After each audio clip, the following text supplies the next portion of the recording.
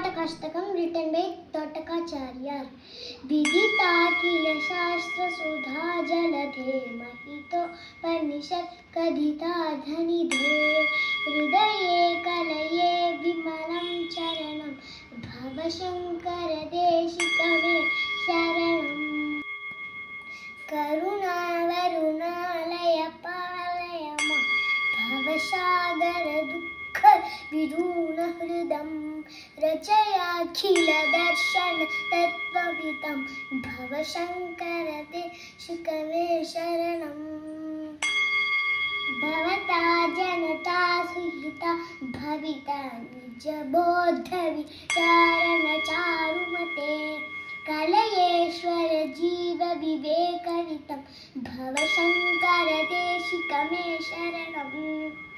Bhavayeva Bhavaniti me nidharam Samajayata chetasi kaurukita Mama varaya moha mahayala Dhim Bhavashankara Deshikame Sharanam Sukrite dikrite bhavuta bhavato Bhavita samadarshana lalasata Atitinamimam paripalayamam Bhavashankara Deshikame Sharanam Jagatimamitum kalita kritayo Vicharanti mahamahachasharataha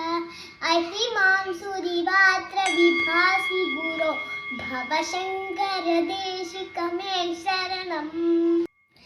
Kuru Pungava Pungava Ketanate Samatamayam nahi kopi suti